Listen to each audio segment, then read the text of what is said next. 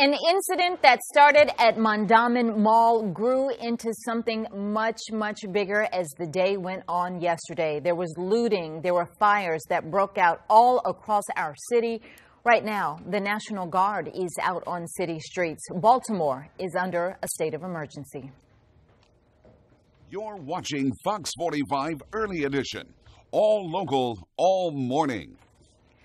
Good morning to you on this Tuesday, April 28th. I'm Patrice Sanders. National Guard troops arrived in Baltimore shortly after midnight after Governor Larry Hogan declared that state of emergency. City schools are closed today, and we are still hearing reports of looting overnight, fires overnight, lasting into early this morning. We just sent one of our reporters to one that we just found out about. We're going to stay on top of this all morning long and continue to tell you what is happening in your city, even as many of you try to get some sleep after what was a chaotic day yesterday. Tom Rogers is out reporting this morning. He's at the scene of one of the many incidents. We're going to check in with him and our team of reporters that we have all across the city in just a minute. First, we need to get a check of your forecast if you are going to get up and out this morning. And a lot of people still, places probably will be closed today. They closed down so many businesses yesterday, but some people will have to get up and get out and get to work. Yeah, a lot of folks in the counties have to get to work, get to school, and even here in the city, a lot of workplaces going to be open as well. So dealing with nice weather today, at least. That's not going to be a problem for you. Radar is going to show that shower activity continues to move from northeast to southwest, but it diminishes as it does so. There could be a sprinkle there in the eastern shore, but that's about the worst of it. Currently just some clouds at BWI, and we are reporting right now, partly cloudy, actually. Skies have cleared a little bit, 48. Winds out of the northwest at 6, 50 at the Inner Harbor and Annapolis, 45 to 50 at Westminster and Columbia. Commute forecast for today at 5 a.m., 49, 6 a.m., we're at 49, and 7 a.m. will take you to about 50 degrees with some increase in sunshine. Actually, the 7-day forecast includes high temperatures 75 to 80, and also there could be a prolonged period of rain. I'll let you know when that's going to occur. Coming up in a couple of minutes. Now, we've got our very own Chardell Moore, who's here with Traffic Edge. How's it going, Chardell? Hey, Jonathan. Well, getting into Baltimore, our main roads are not that bad. 395, 95, the JFX. But inside of Baltimore, that's when you'll start to see some chaos, from car fires to block roads. Now, we have blocked roads at West Baltimore. This is our trouble spot right now. West and Pratt Street completely blocked. North Avenue is also blocked. Fulton is also blocked, and we also have several fires in and around Baltimore. This is one to report, a fire at Federal Street at North Avenue. So be very careful when traveling because it's definitely chaotic out there. That's your latest look on the roads. Patrice, back to you.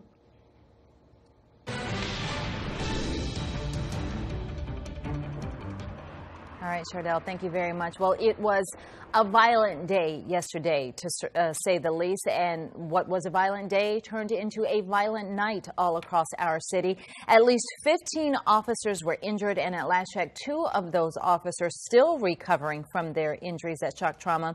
Mayor Stephanie Rawlings Blake spoke yesterday afternoon about the difference between the overnight violence and what happened during Saturday afternoon's peaceful protest. It is very clear there is a difference between what we saw over the past week with the peaceful protests, those who wish to seek justice, those who wish to be heard and want answers, and the difference between those protests and the thugs who only want to incite violence and destroy our city. The mayor has put a citywide curfew into effect. That starts today. It means that no one can be on city streets between the hours of 10 p.m. tonight and 5 a.m. except for health emergencies and work. Now, smoke filled the sky over West Baltimore yesterday at that CVS store right there that you're seeing. It was broken into, it was looted, and then after people ran in and out with all they could get their hands full of, it caught fire. Those flames could be seen over the tops of buildings throughout the afternoon. The damage still very visible out there this morning. Megan Gillen is live at the scene this morning, and just a burned out shell, Megan, is what you're showing us is left. Yes. Patrice, it's just incredible to see this. We saw the images yesterday, and it's heart-wrenching to be out here this morning. The CVS is to the right of me. I'm standing along North Ave where obviously 2 cars were torched yesterday. It looks as though this is the area where those MDTA police cruisers were torched yesterday. There's no sign. I can't confirm that for you because there was nothing left on these cars out here this morning. Just, again, burnout shells. 2 cars along the side of the road here that were torched yesterday and remain on the side of the road. This again, North Avenue this morning. As we look ahead, that's where you meet up with Pennsylvania Avenue, and that's where you see a line of police officers still this morning. They are in full gear. They are armored. They are protecting this block. They're blocking anyone from going through out here this morning. We did see 4 or 5 police cruisers go through this area a little bit ago. They were calling for some reinforcement out here. But as you look at this intersection, you see just stuff. This is paper. These are products. There's lip gloss, things that might have come from the CVS that we know was looted and destroyed yesterday. A lot of folks out and about this morning, standing here at the bus stop, heading to work and in shock of what's left out here this morning. And I'm going to take you up the block just a little bit to show you again that image of the CVS. We showed you some of the pictures yesterday as it was being looted. You saw some of the disgraceful things that were happening. This is what's left out here this morning. To the right, the CVS. The shell is still out here. You can see the bricks still in place, but there are just things pouring out of the windows out here this morning as firefighters did the best they could to try and salvage this building. You can see not much left out here. A lot of glass still here on the road. And if you look over here, this is what looks to be an apartment building. This is in the middle of a neighborhood. People live here. This is their home. This is their neighborhood. And they're walking out to this morning, and it's heartbreaking. It's heart-wrenching to understand why and how this could have happened. But we know that the police are out here trying to make sure that things remain peaceful out here, at least this morning and in the hours and days and weeks to come even. So it's what we're waking up to here. Again, the intersection of Pennsylvania Avenue, right at North Avenue this morning. Heavy police presence and a lot of destruction, a lot of cleanup that needs to be done here today. Patrice, back to you. I know you were just pointing out that the apartment building right there. I know watching video yesterday as this all unfolded when the CVS was on fire, there was so much concern that it could easily have spread to that apartment building. And so then not only do you take out a resource for your community, the CVS, where we know these communities don't have a lot of stores and especially big box chains like that for people to get things from. But you take that out, but you potentially could have also taken out an apartment building, lives at risk there, and, you know, to leave people without homes. You're right, Patrice. It is so close. I mean, there's probably, you know, I could have 2, maybe 3 arms worth here between the CVS, the back of the building, and that apartment building. So it's remarkable that they were able to contain this because this is, you saw the smoke yesterday. You saw the flames shooting out. This was a huge fire here. It was, and it didn't start off that way. It started with everybody just looting, and I remember seeing, you know, all of the kids and the rioters make their way through Baltimore, and then they left one scene, and you saw them all head toward the CVS, and you thought, oh, this is not going to be good. And then they just swarmed. They just ran in and started running out, but it was just a swarm of people. And this is what it looks like one day later. Not very pretty. Absolutely. All right. Well, Megan, thank you so much. You can be the first to know about breaking news by signing up for our News on the Go. Go to foxbaltimore.com, click on mobile in the upper right-hand corner of your screen. You can also download the Fox 45 app for your smartphone. Just search WBFF in your app store. Well, we are following a 3-alarm fire on West Pratt Street. Several crews are responding. It is believed that it is spreading. This is just still happening overnight. Amber Miller is streaming live from that scene. Amber, what can you tell us? Well, Patrice, it is still going here on the scene, 2100 block of West Pratt Street. Let's take a look right behind me, get right to it. We can see this fire truck here, the ladder. We work our way out. We see 2 firemen right up top there, the hoses being used.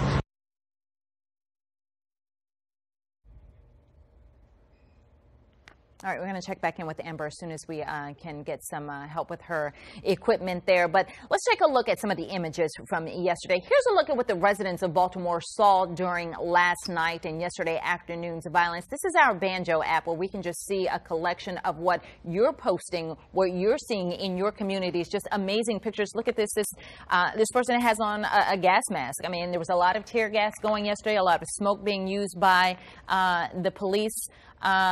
Just an amazing scene. You see a smoky background. This person, I'm pretty sure that he was not the original driver of that UPS truck, but in this picture, he now is. Fires. We were mentioning fires being set all throughout the city.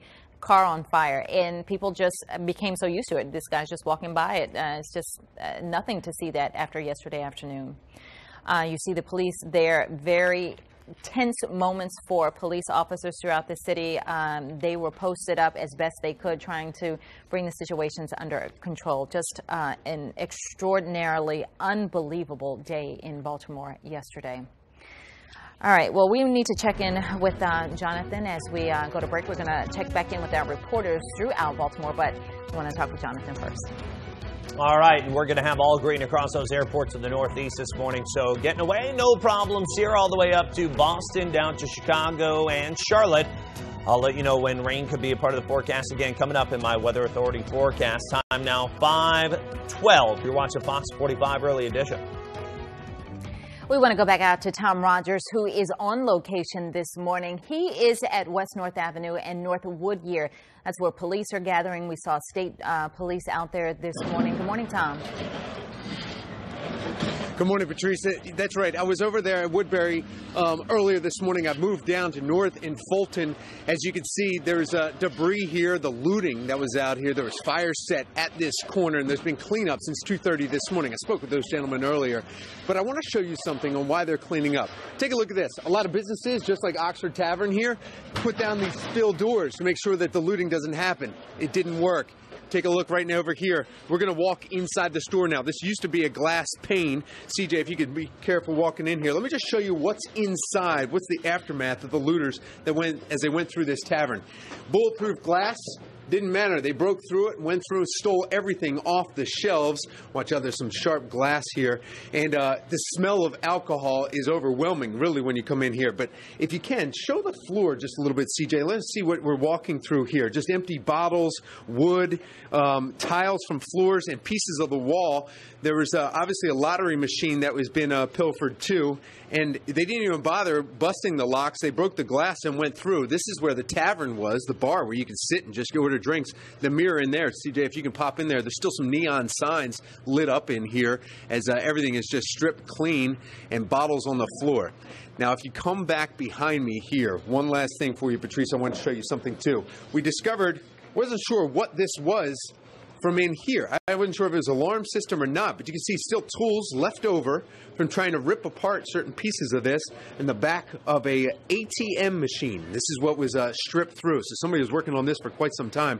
As you see, bent metal. There's still tools on the ground left over from where they were trying to work on that ATM machine, pulling it all open, stripped down the outside, the front of it. Now, I was outside earlier when we were cleaning up with the crew. They were cleaning up all the glass off of the corner. I want to show you who showed up since we last spoke. City crews just showed up about 5 minutes ago. They're helping out Terry and his buddy Johnson there, now cleaning up the piles that they've been sweeping up since 2:30. So some relief there. We're getting back to some normalcy as the sun is starting to show a little bit of light as we look over at North Avenue. Back to you, Patrice. Tom, I just want to go back to that tavern for a minute, because to see what you're showing us in there, there is absolutely nothing left in there. There is nothing on any of those shelves. And I'm sure yesterday that was a fully stocked business. Yeah, nothing there today. Yeah, it's unbelievable. I mean, you can see how fast they went through. They busted out this steel door. I mean, you can see the owners had taken a lot of time, spent a lot of money trying to secure this establishment, but it didn't matter. Pried off the steel bars here, padlocks ripped apart, and then went through all the coolers. The cooler lights are still up. The coolers are still working, too. I mean, it's not like there's no electricity in here. There's one bottle left. One bottle that they weren't able to grab in the back here. Bones Fuzzy Navel back there, and a Modelo 16 ounce, just to give you a perspective that certain things were left behind, but piles of bottles and glass. And this is just one establishment. All four corners were looted here. We have other crews that are out here too that just showed up. They're getting some other shots of different places too, of the other establishments that were looted. But the smell of alcohol and smoke is still left, and it's almost like the end of a war zone here, as people just came through here, grabbed what they could, and took off back out of here. And I spoke to one police officer yesterday, a friend of mine. I was checking in with a couple of them that I know throughout the day to make sure that they were okay, and that's what he said. He said, I feel like I'm back in Iraq. He said, I feel like we are in a war zone. And as we watched the video yesterday, you were mentioning all four corners. At the intersection where you do have the four corners and the stores on each corner, people were just going in and out. There was no stopping them. There was no, there wasn't a lot of police presence, or a lot that police could do at that point, I suppose. They were just going in and out, having their way with these people's businesses and livelihood. That's right, Patrice. We heard Commissioner Batt say in that announcement they were just outnumbered and outflanked, and that's exactly what happened here. They had to pick their battles. North in Fulton was just one that they had to let go, and this is what we're seeing, the aftermath of it, as ATMs, just walls ripped apart, and this is what it looks like. This is what the aftermath of looting looks like inside just one establishment, and this is just a few hours.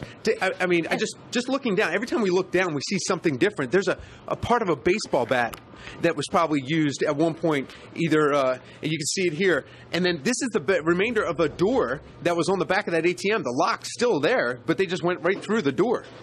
And Tommy, you were showing how I mean, there were efforts to keep this store secure. When you see those gates up, you normally think, all right, well, people aren't going to be able to get in here. So this wasn't just an opportunity. Right. They saw a store and, okay, we can easily get in here.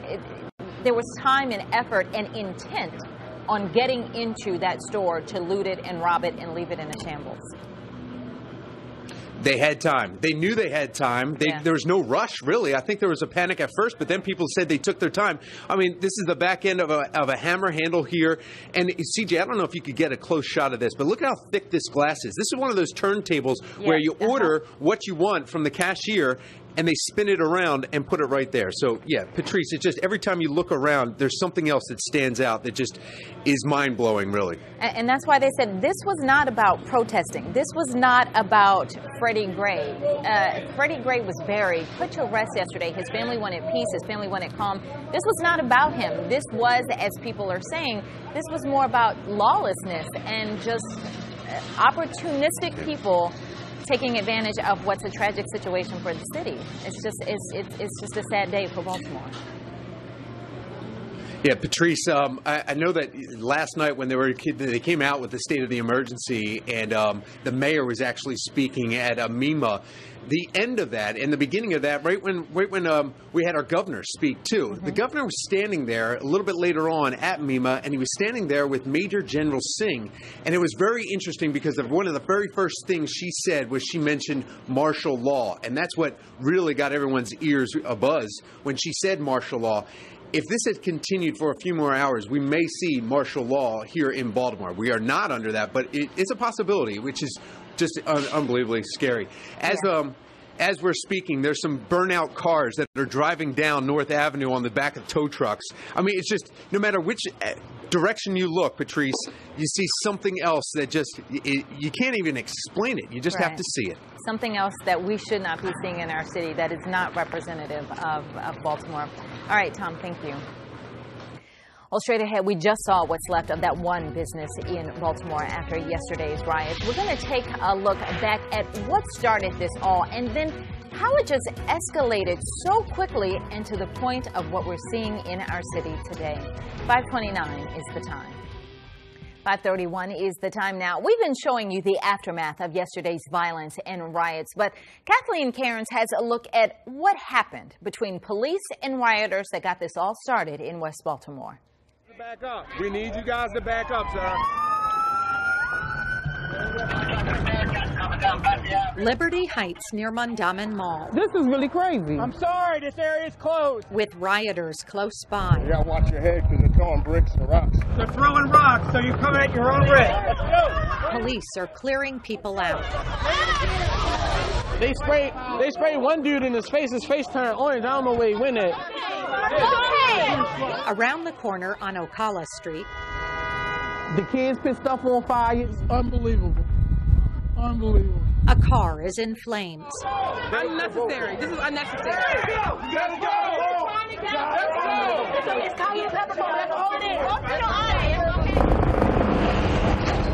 Police, by design, are supposed to be the protectors. Let's go. In the current climate, some consider them the oppressors. It's for your safety, not our safety, your safety.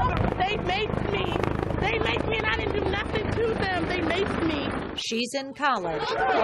He's just trying to get home. Come on, let's just go to my car. Yeah, we just sitting out there. Then they come out of nowhere and pepper spray us for no reason. No justice, no peace. No justice, no peace. Manpower from across the region is here to help. State troopers, regular police. Miss Jeannie has a front row seat to the battle lines from her porch. Everything is shut down just because they won't give Freddie Gray justice for the 6 cops that killed him. While the car continues to burn, some take selfies and find it a source of amusement, but not this young man. Now we're destroying our homes. Now we're destroying our community. For what? No one can even get home. MTA buses and the metro here at Mandelberg Mall are completely shut down, so some of the people have nowhere to go. Can't come. Police make some arrests and are taunted by the crowd. When they putting them in the seatbelt better be on. Police use tear gas trying to control rioters. It's a scene that has not been played out on these streets since the civil rights marches of the 1960s. It's a sad day, man. Baltimore City. Kathleen Cairns, Fox 45 News. Coming up, Freddie Gray was laid to rest yesterday afternoon. What his family said at the funeral about the riots.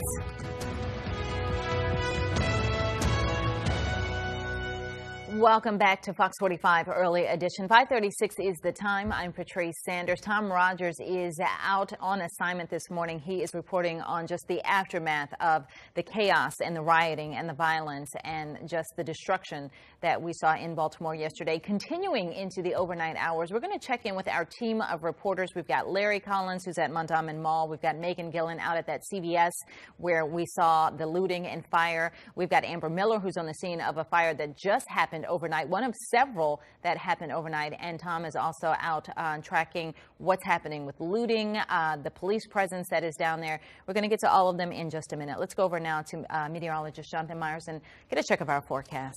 Yeah, the weather today actually not looking bad at all. So some folks have to get out and clean up. Some folks have to get out and go to work and school.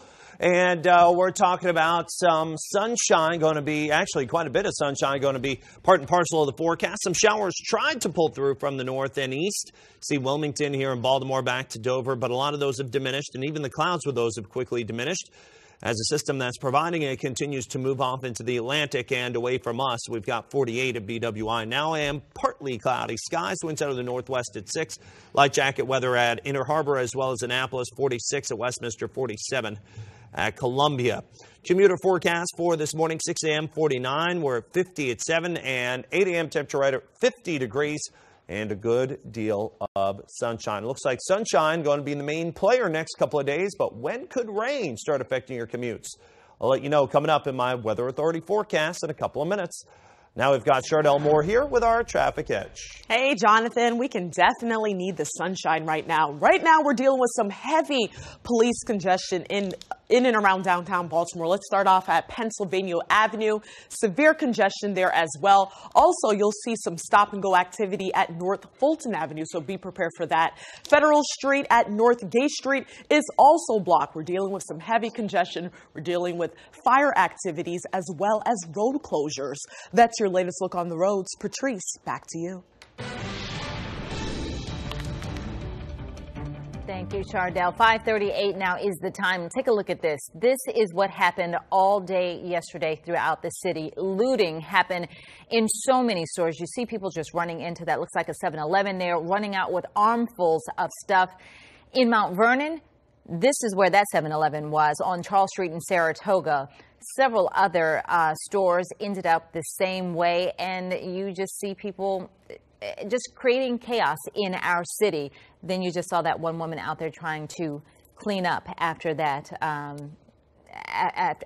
This is in her neighborhood. She says that she saw teens who were vandalizing the 7-Eleven, and so she jumped in to help the business owner clean up. We're just trying to sweep up the glass here because, you know, it's like innocent bystanders are getting their windows smashed in for no reason at all. So we're just trying to like help people out and kind of put the street back together. Now, right as we were talking to that woman who was trying to help, a masked person tried to get into the store. You can see someone, though, standing at the door, stopping him from getting into the business. So much going on yesterday. Now, before yesterday's violence, though, family and friends gathered for what this day was supposed to be about yesterday. They were there to remember Freddie Gray. Thousands attended Freddie Gray's funeral. There was a long line just to get into the church. Inside, it was standing room only, people paying their respects. During the service, Gray's family spoke about the violence happening in the city.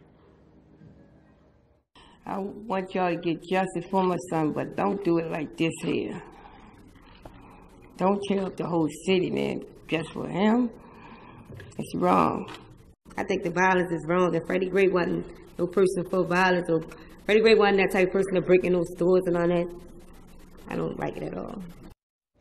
This is the family saying that. This is Freddie Gray's family saying that. Freddie Gray's sister, his twin sister, Frederica, spoke at a news conference with Mayor Stephanie Rawlings Blake. She asked the public to stop these riots. Unfortunately, though, that did not happen. The violence spread yesterday. Smoke filled the sky over West Baltimore when a CVS store, that one right there, was broken into. It was looted. You saw people just run out with armloads of goods from that store. And after that, it caught fire. It was set on fire. Flames could just be seen over the tops of buildings nearby. The damage very visible, still very visible out there this morning. That's where Megan Gillen is live from the scene. Good morning, Megan. Well, good morning, Patrice. You know, in darkness, sometimes you see the light of all of this. We are seeing the community come out here and take pride in their neighborhood. They are cleaning up from the looters and those who took over the streets yesterday afternoon and last night. They are picking up the pieces, and many of them do not want to talk on camera. All they say is they're mad. They're mad that this happened in their neighborhood. They're mad that people took advantage of a situation. And this morning they're out here to make sure that this is cleaned up and that it doesn't happen again. As you take a look down the street here, we've got a number of residents in this area who have come out with brooms, with shovels to get some of this stuff up here. There is just stuff, Patrice, all over the streets. We're talking about paper, water bottles, pop cans, soda cans, Gatorade bottles, chapstick from the CVS. I saw some, other products that clearly were taken out of the pharmacy as well. These folks want to make sure that it doesn't look like this anymore. We've got cameras all over the place. This is a national story at this point now, as the spotlight is over our city, and they just don't want it to look this way. As we take a look down the street here, it does look, though, guys, as though the tow trucks have arrived. I showed you those two burnout cars earlier today. I think that those are the MDTA officers' cars who actually set on fire yesterday. I can't even verify it. I know that that's where they were when our own Paul Gessler was reporting on them yesterday, but this morning there are no markings left. They're just charred out vehicles, but it does look as though that they are being towed off of North Avenue this morning. Again, this is the intersection of North Avenue right at Pennsylvania Avenue, and I should tell you, while these folks are cleaning up all of the debris, there's an army of police on the other side of the street here. They are here in full armored gear. They've been standing here since we got here around 3:30 this morning, 4 o'clock this morning, and we know that they were out here through the overnight hours as well. A lot of police vehicles on the other side of Pennsylvania Avenue as well. They're just standing guard out there, making sure that things stay safe, and we showed you the CVS. I know from last night. I do want to leave you with one last image before we send it back to you, Patrice. Just what's left of this CVS as the sunlight comes up, shedding light on the destruction and the damage that happened here throughout yesterday and the overnight hours. And unfortunately, we're still dealing with that here this morning. Patrice, back to you. Megan, I think what we're seeing out there with the people that are out there cleaning up, that is more representative of Baltimore. That's what people want Baltimore to be known for. I agree. there was a faction, an element of people who were bent on causing problems yesterday, but that is not the people who live in those homes and have to be part of that community day in and day out. These people are Baltimore, and it's unfortunate that a small group of people can do so much destruction and so much damage and show us in such a bad light. These are the people who care about Baltimore, the people that have lived here their entire lives and have worked hard to make Baltimore be something. And unfortunately, in just a few hours that happened yesterday, it clearly, everything people have worked for was taken down, and we're now looked at in a different light right now. Absolutely, absolutely. And not to discount the people that were out there creating all the havoc and the violence. They are Baltimore, too. They're an element of Baltimore. They're systematic, maybe, of some larger issues. Yeah. But this is what we'd prefer to be known for and what we'd like to see happen more of today. So it's time to rebuild and get past this. Thank you, Megan. Well, Police Commissioner Anthony Batts spoke out about all the violence yesterday and the number of young people that officers saw getting involved. He discussed the important role of parents and the police. These are our Baltimore youthful residents. A number of them came right out of the local high schools there on the other side of Mandelberg, started engaging in this. And if you saw on one scene, you had one mother who grabbed their child who had a hood on his head, and she started smacking him on the head because she was so embarrassed. I wish I had more parents that took charge of the kids out there tonight. The video of that mother on her child went viral yesterday because there were so many calls for parents. If you see your kids in the streets, get them out of. All those kids have parents. Somebody's got to be in control of them and say, you need to be at home. Why aren't you at home? You just got out of school. This is going on. That mother took some action and went out and got her child out of the middle of that chaos.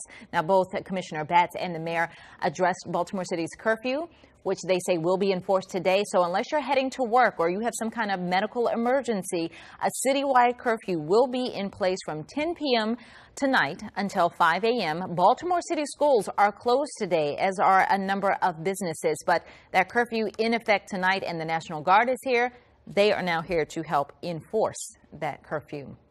Well, for the latest on this constantly developing story, don't forget to check out the free Fox 45 Morning News app. We put so much information on there for you. Just search WBFF in your phone's app store to get started. Well, we are continuing our team coverage all across the city. In just about 10 minutes, we're going to check back in with Tom Rogers, who is out in West Baltimore. Right after the break, though, Jonathan Myers is going to give us an update on whether rain will add to the problem. Our team coverage of the Baltimore riots continues this morning. We've got Tom Rogers, who is out at West North Avenue, where police have been gathering throughout the morning. You've been showing us stores that have just been looted and people out there cleaning up. So it's a mix of what's going on in Baltimore. Hey, Tom. Hey, Patrice, that's exactly it. You did it right. That corner that we were at before on Mount and Fulton. Take a look. CJ's going to give you a shot right here. Street crews came through, helped the two gentlemen I was speaking with earlier clean up the entire intersection. The shards of glass are now picked up. The sound of scraping shovels is kind of dissipated. You don't really hear that now. Now, if CJ, right on the corner, the left there is where we were in at that Orchard Tavern, where we walked into the tavern that was looted. That's on the left-hand side, right in front of that car right there, that red car that you see down the block.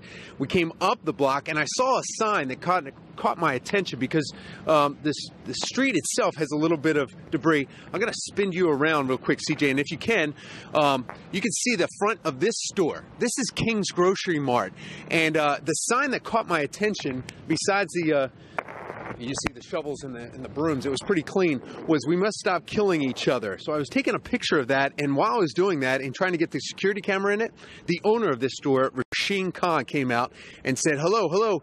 And he said he had written this on the side of his store. It says, black-owned store, respect. He wrote that after the window was smashed and people were starting to grab in some of the stuff off of the shelves. But he told me, he said, you know what? Freddie Gray used to come in here all the time. He said he used to see Freddie Gray all the time. He would give Freddie Gray drinks. When Freddie Gray had some money, he would then pay for those drinks that he gave him eventually. He said the neighborhood is great. The people all know each other here. It wasn't people that he recognized. It was other people that came into this neighborhood that did this. However, his store, he walked me inside, seemed to be doing all right. The only problem he has now, he called his glass guy to get this front window fixed. It's going to be 3 days before they can even show up to take a look at the glass. That's his only concern. Back to you, Patrice. I heard some people talking about getting the glass repaired yesterday and how these people were in such demand and that they wouldn't be able to for some time. So that's pretty interesting. You can't start to clean up. The black-owned businesses, that's also interesting because I talked to someone else who was saying they have a business right next to that CVS where Megan is, and he doesn't have the gates. He doesn't have a way of blocking it. He stood out there and said, you know, I'm a black-owned business, don't mess with it. And he said the crowds were saying, hey, we're not messing with black-owned businesses, and kept it moving. So still not a lot of rationale in why and how things happened yesterday. It's exactly it. He has unbelievable cameras. He brought me inside to take a look at his security system so he could see it. He's probably watching us right now on those cameras. And he said that helped him a little bit, but he said even when he saw people throwing things against the window and eventually breaking in, he said he just cowered down. He has a rental that's upstairs, and he said the two of them just sat and hunkered together in there. They couldn't do anything. The only thing is he started yelling out at people that he recognized, and he thought that helped him. And he also said that the state troopers came and formed a line right here, right in front of his store. That's what he thought saved him, because he said he didn't recognize the group that was throwing things into his store and trying to smash things. But anybody that he did recognize from the neighborhood, he would point out and tell them, hey, this is Rashid, this is Rashid. And they stopped and would back off and kind of stand around. So it was the neighbors that really helped him protect his store. All right. Thank you so much, Tom. Thank you. Well, coming up after the break, we're going to take a look at some of the images from residents who were out there, who experienced the chaos yesterday. Taking a look through our Banjo app. 5:57 is the